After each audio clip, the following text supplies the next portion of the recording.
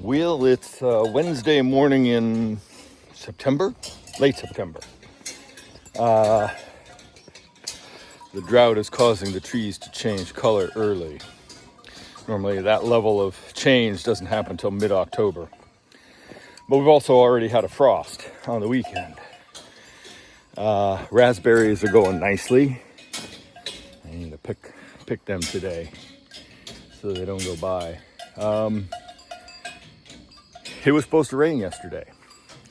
I had to go to the dentist yesterday afternoon for an emergency look at my tooth, which I sheared the outside of my tooth off.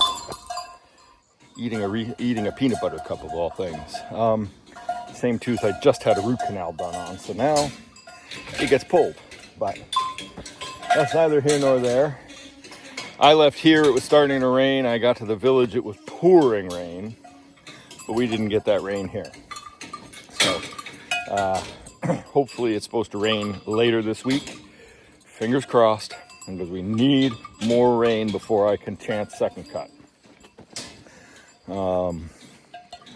Hopefully in another week or so I will just take care of second cut. Not as late as I've ever done it, but as late as I want to push it this year, because I do have hay to do. Just down here feeding the cows, taking care of the calves. Ganymede and Tethys are settled well in the shipping container. They seem to be doing okay being weaned. We had to block Io and Demeter, who are still in the barn, from suckling on Trixie. Io and Demeter in the barn because at this point there's nowhere and no grass outside for them to have. The calves that are out will wipe out the little section that they already have, and management wise it's easier to feed them in the barn. I do want them out. I do want them with the other calves, but it may not be till November at this point because we're going to send a couple calves, so create more space. Not exactly sure.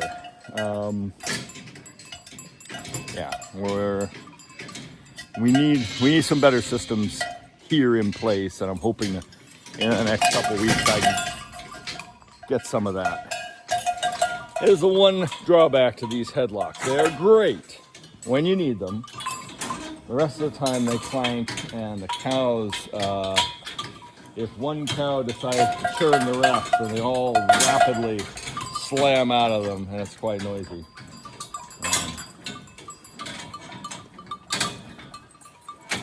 And some of the cows, like Trixie, don't exactly like to stick their head in them, knowing that they could get churned.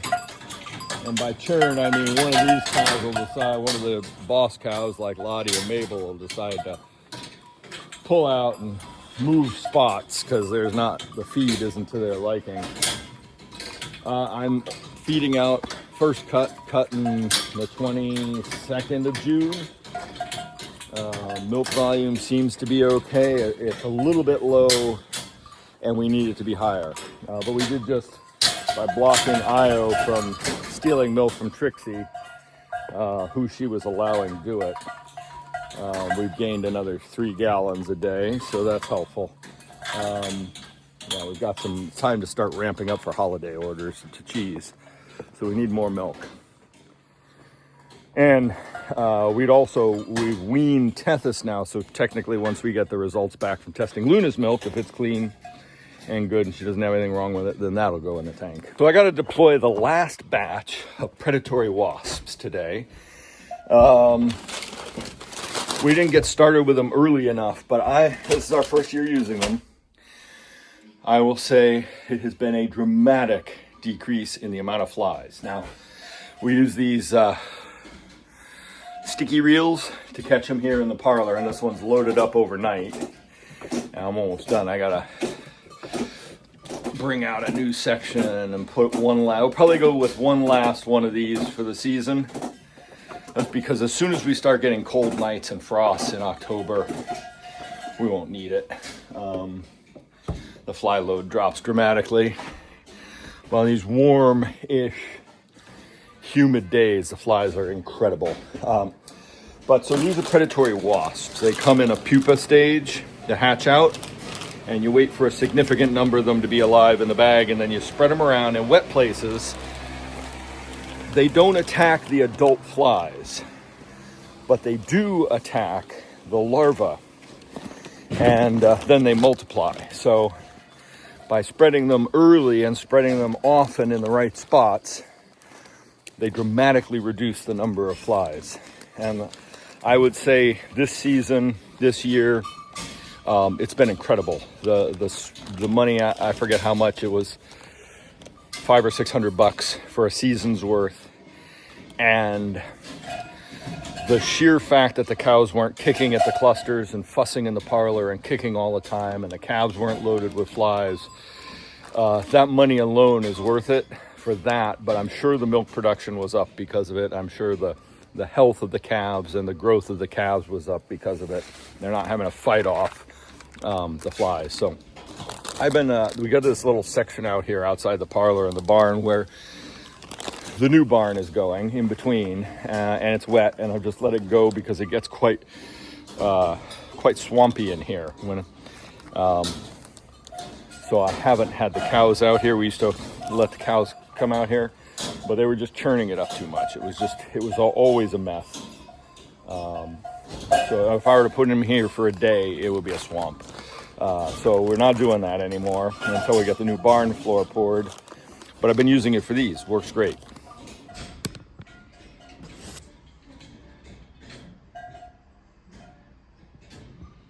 Well, I was going to try and show you some, but it all disappeared. So you just have to put them not where the manure is, but in a place adjacent to manure, where flies breed and hatch. I was going to try and show you some, but they all flew away when I opened the bag, the ones that were hatched. So I've been splitting them between, we get 2 bags, so I think that's what, 20,000 or 40,000 a month. And then there was a time during peak season we got the subscription gives you 80,000. So anyway, I put them here by the barn, and then I'll put them up where the pigs. I'll split the next bag between where the calves and the pigs are. That seems to work great. We are getting the first rain we've had in a long time. Out walking the dogs, and checking the calves out across the way in the field. So we're supposed to get about 2 inches over today and tonight, which is the most rain we've had in months. I think the largest rainfall we've had in recent times was maybe a 1/4 inch. So if it falls slow and steady, this could be great. It could possibly break the drought. We'll just have to see. So I've got the calves are out here in the front field. I decided to let the grasses here go to seed because this field needs improved, and they needed some better grass species. So I added some grass. I added some clover to it, and the dogs just startled the calves. The calves are very inquisitive about the dogs. And so I decided that things like the Japanese millet could go to seed, and by allowing them to go to seed, they'll be there next year, and I won't have to seed it. The calves don't need premium nutrition like the older cows do. They're going to do just fine on what's here. Plus, we're supplementing them with some grain and things, but they're really going to town on the millet. You can see that a little bit there. They're eating everything, and it appears to be doing great for them.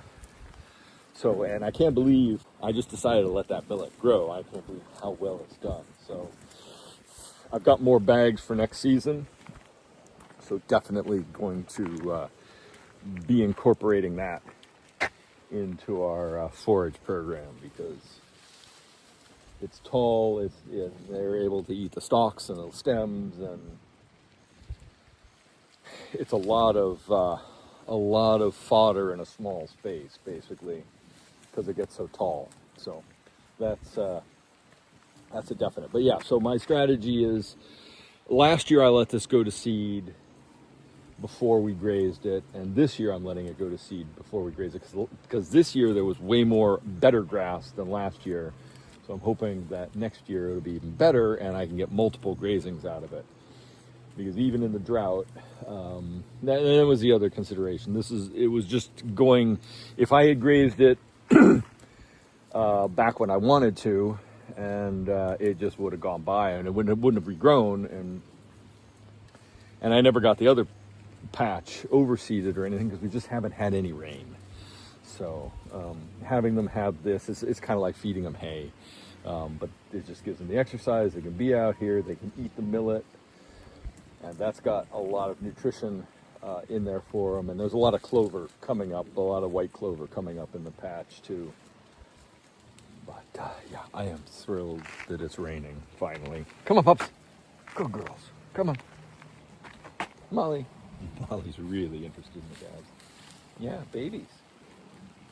What do you think, Moles?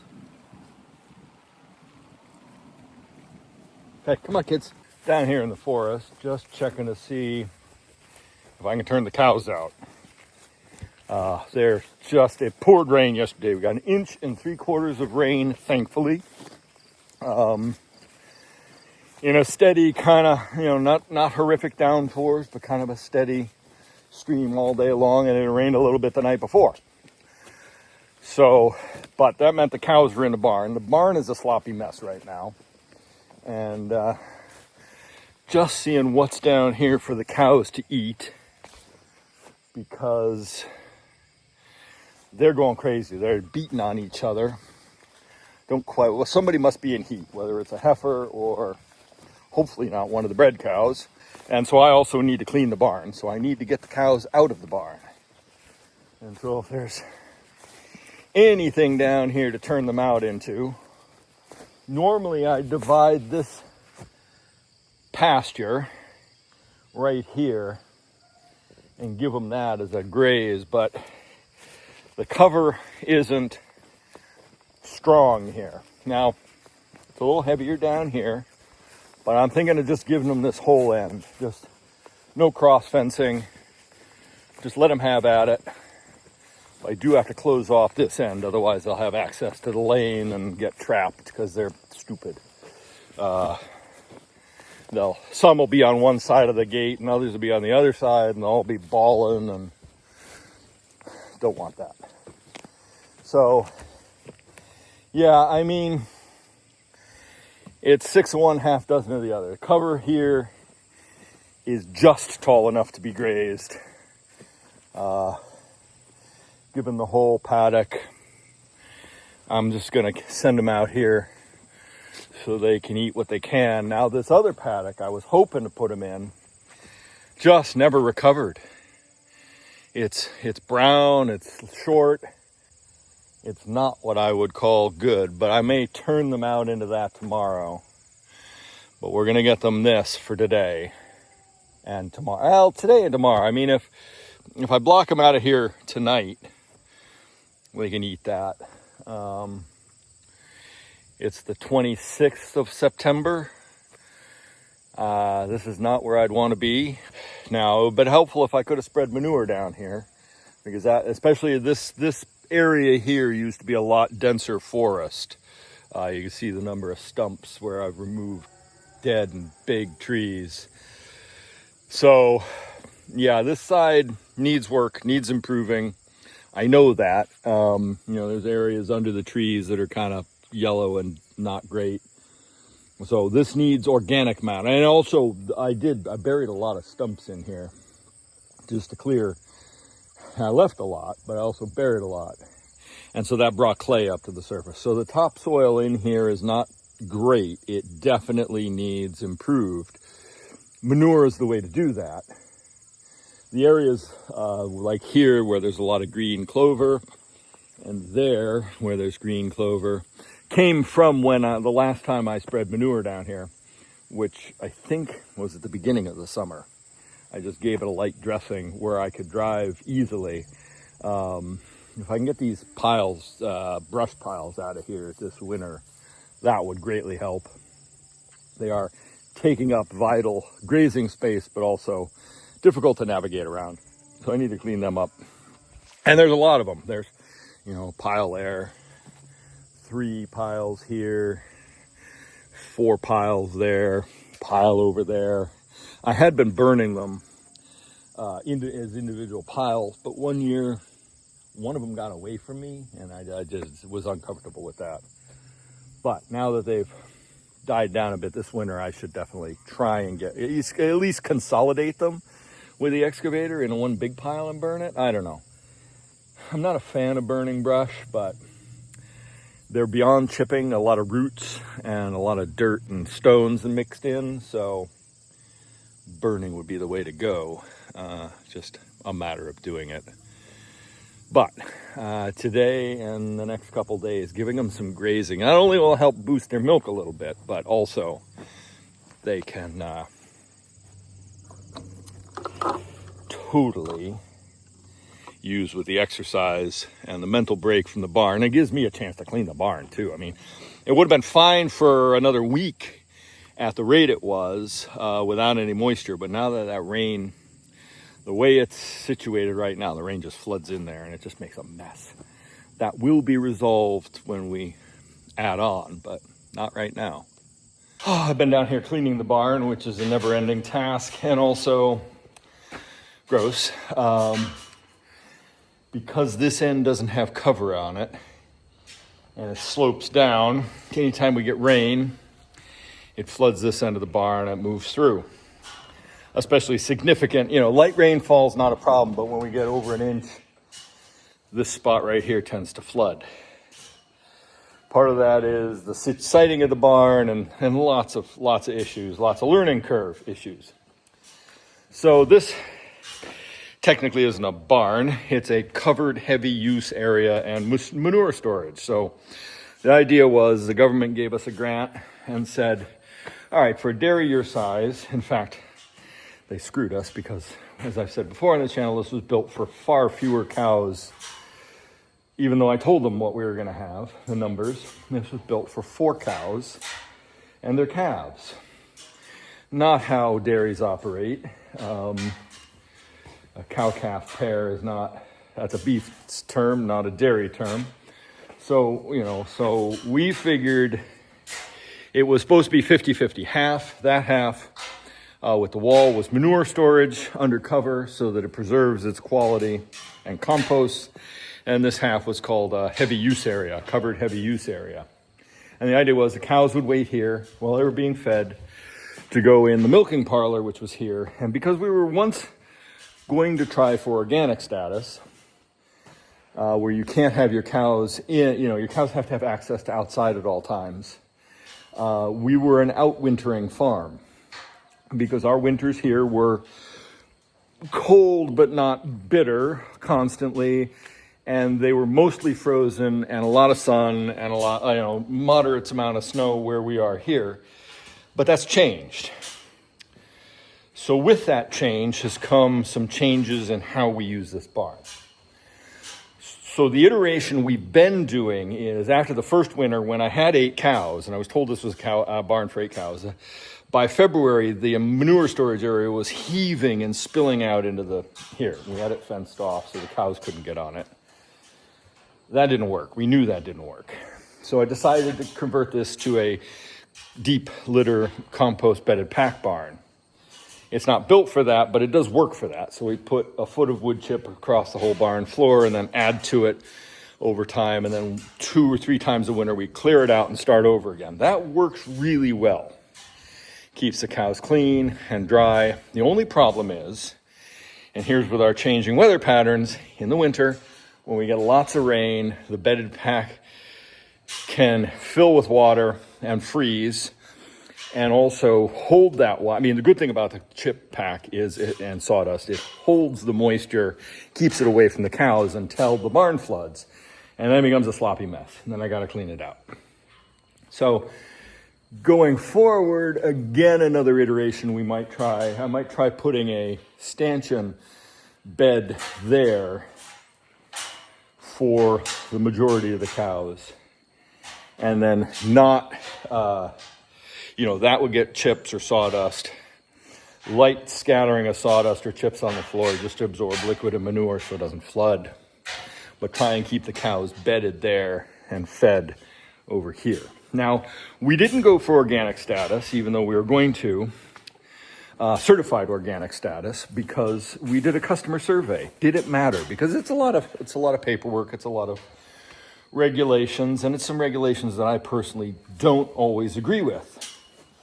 So while we do practice organic standards and try wherever possible to use organic methods and organic feeds and products, I personally feel that if my cow is sick, I'm going to treat it as best I can, holistically, organically.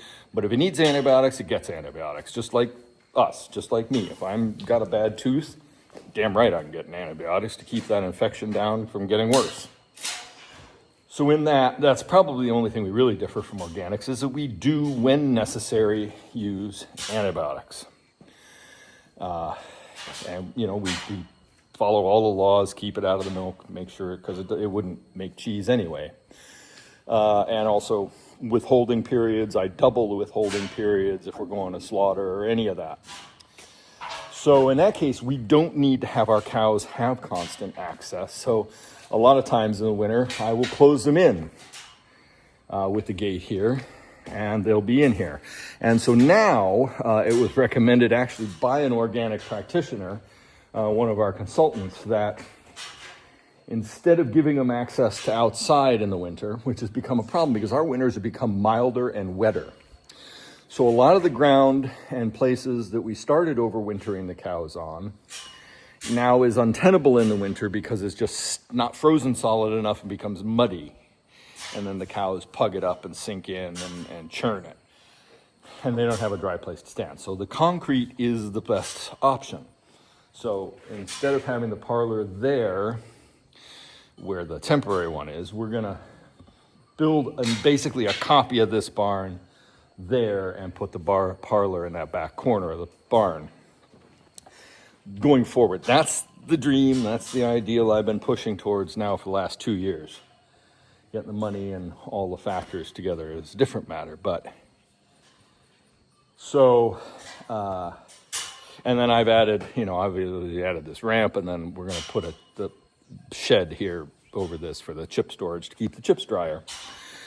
So that's kind of why we're using the barn the way we are and how this is evolving. And as soon as the calves are out, when and if, then we'll see about converting this to somehow to help keep the cows cleaner and drier and better. And with the pen gone there, folded up, there's much more room for the cows. They're not so contentious. And there's plenty of room here at this rail to feed. And then if we extend the barn that way, there'll be double the length of the roof. So we can also then cut this off and have this for heifers, that for the big cows. They can go to the parlor. For the milkers, they can go to the parlor. So that's kind of what our plan is going forward, where we're at, why we're here. I do want to get a shed roof over the feed slab area, the new slab, which is working great, but yesterday's rain, even though there's a gutter there and directs most of the water away, it still does get wet there, and their feed gets wet, and then the cows are kind of reluctant to eat the wet feed. So that has got to get a shed roof on it. We need to get to that next step, but there's a lot of little steps in between getting to the next step, including that we have to move this temporary parlor somewhere, maybe push it this way, so we can get a slab poured and then change the location of the parlor. Because this whole area needs to be concreted. If this was a concrete yard, even if it was uncovered, we'd have the cows out there. But again, that is way too wet, especially even just now after that inch and 3/4 of rain. The cows would have that turn to soup in a matter of hours. The fact that our winters are wetter and milder have really forced our hand to review how we're going forward, what we're doing with the livestock in the winter. We've been getting by with it. Last winter was probably the worst plan because this wasn't done and I was feeding them out there. That led to untold problems and cleanup issues and all sorts of things. So I think this winter will be much better by feeding them here, which has worked since we put in these feed rails. And now that we have the slab, that's going to be much better. And if I can get a cover on it, maybe in December. I keep having to push my dates off for things because I have a big project that has to come up. Now, October's only next week. It's a few days away. So October needs to be eaten up with heating project, which will probably spill into November. November needs to be fencing. And probably December needs to be shed roof there, shed roof here. But yeah, I just finished cleaning the barn. And this eventually we're going to have to concrete this because this is a mucky mess and it's hard to scrape up, and I'm keep digging up stone. And I'm not sure, I've got some ideas. I mean, if money were no object, we would just scrape all this down, cut it out, and pour a concrete slab over all this and make a concrete driveway. Make it easier to clean, make it easier to scrape up the manure and save it, make it a little better for travel and also better for cow health. But I'm wondering, because this is stone, I'm wondering if I didn't put a layer of fine stone down and then use a churn or whatever, like a rototiller, but not, what do they call them, a landscape rake, Harley rake. Use a rake to mix in the stone, get it scraped down as best as possible, but then just live with what dirt and soil and manure is there, and mix in a new batch of fine stone and concrete. And hopefully that would get wet and form an impermeable surface that would be easier to take care of, because right now just scraping this, and part of the problem is I need a different scraper. The skid steer bucket digs too much. And I've got that new, I've got the used skid steer track from when I changed the treads on a Skidget. So if I can build a scraper with those, that might be better. But then scraping, I have to have a place to scrape that stuff off to, and also the liquid slurry needs to be able to be generated and go somewhere. So those are some things I need some advice and some ideas on how to deal with going forward. But that's the sort of, on a September day like this, after heavy rain, that's where my mind goes.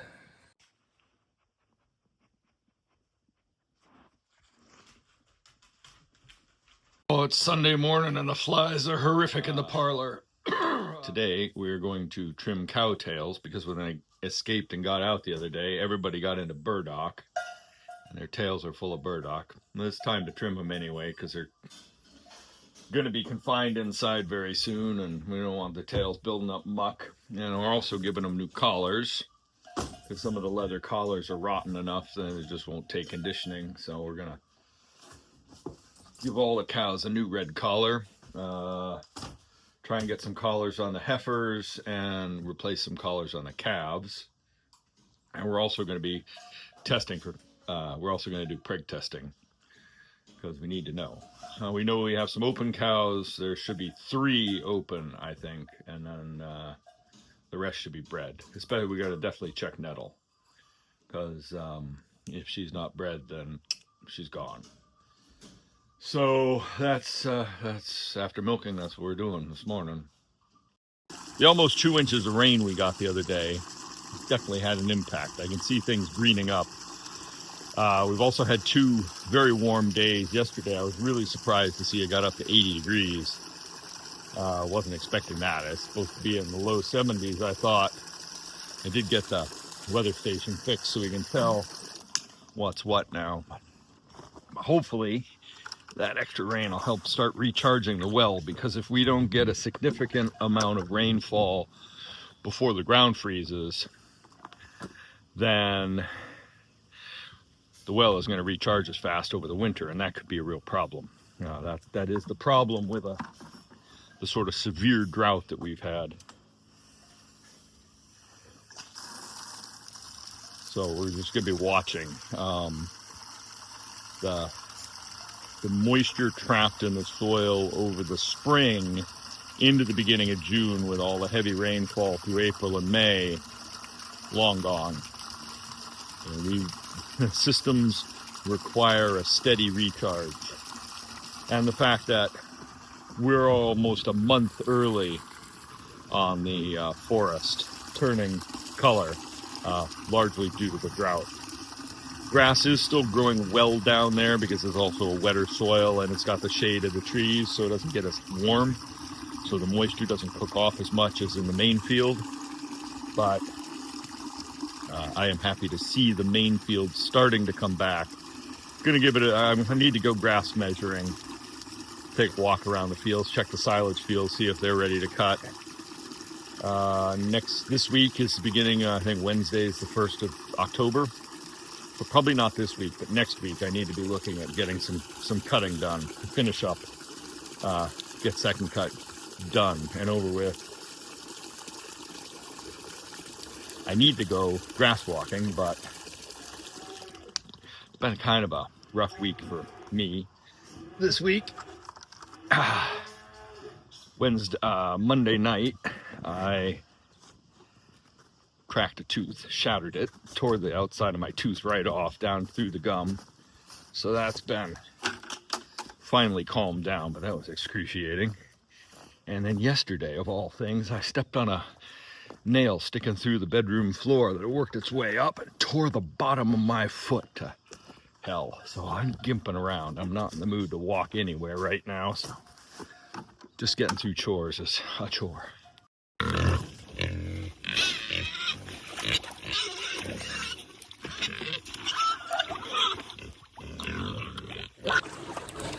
Pigs are thriving in their container home.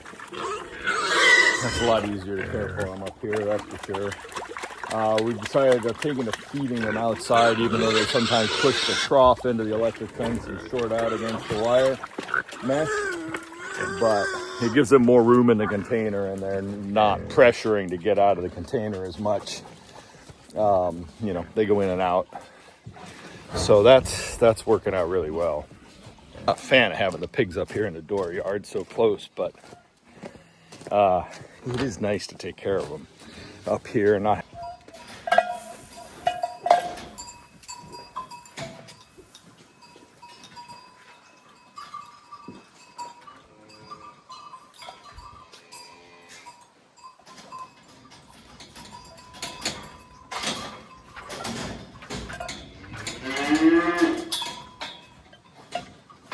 Come on, baby. Ram.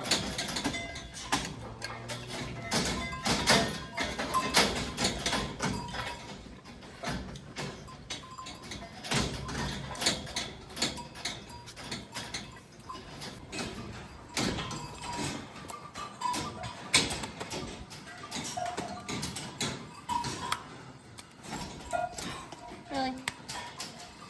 Of course. Of course they're gonna poop.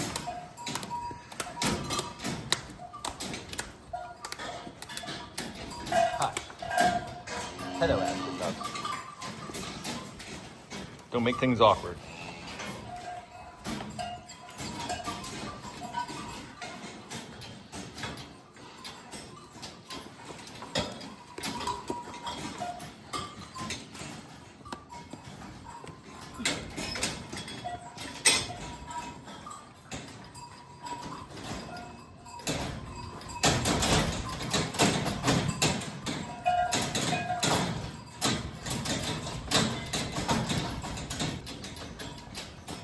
Good sample? Yeah.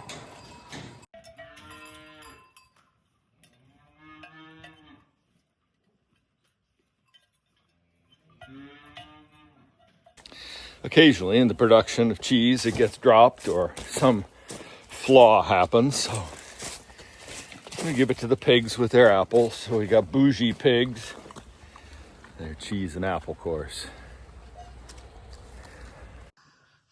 The most exciting thing to happen on the farm in days, and my phone was in here, not where I needed it to film.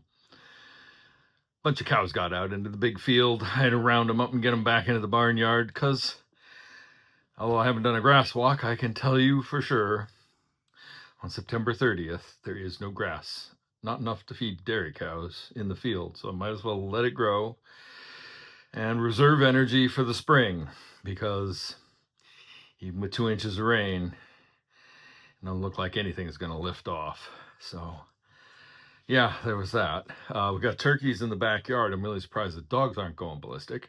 The reason I'm inside on a lovely day like this is I tore my foot, my left foot, the bottom, the sole on a nail, a cut nail. Now we know why they're called cut nails. In the bedroom, from the bedroom floor upstairs. It had worked its way up about a 1/4 inch.